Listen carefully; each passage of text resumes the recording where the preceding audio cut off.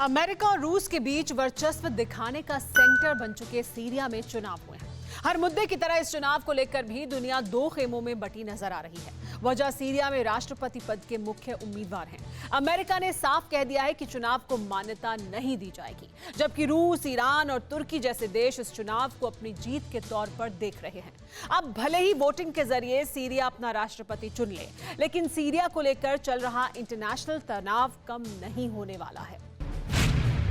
Syria की ऐसी ही तस्वीरें जहन में बस चुकी हैं। धमाकों की गूंज, गोलियों की तड़तड़ाहट, आतंक, विध्वंस और लहूलुहान चेहरे ही सीरिया की तकदीर है। लेकिन बुधवार को जो तस्वीर आई वो बिल्कुल अलग है।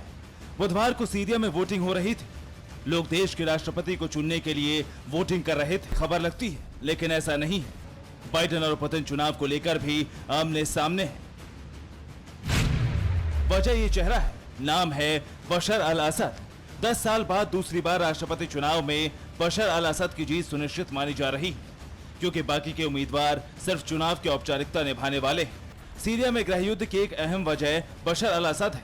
15 मार्च 2011 को सीरिया के डेरा में लोकतंत्र की मांग में प्रदर्शन हुए थे। पूरे देश में राष्ट्रपति बशर अल असद के इस्तीफे की मांग उठी। बशर अल असद की सरकार ने विरोधियों पर बेहिसाब जुल्म किए। विपक्ष के समर्थकों ने हथियार उठा लिए। तब से गृह युद्ध जारी है। चुनाव जीतने के बाद बशर अल असद को चौथी बार 7 साल के लिए राष्ट्रपति का पद मिल जाएगा, जिसकी वजह से सीरिया में गृह युद्ध शुरू हुआ वो कायम रहेगा।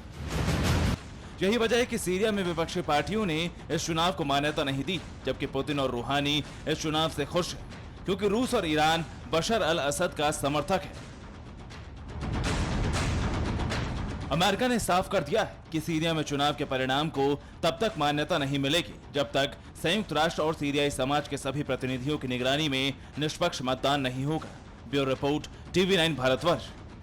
फिक्र आपकी, सोमवार से शुक्रवार रात 9 बजे सिर्फ TV9 भारतवर्ष पर।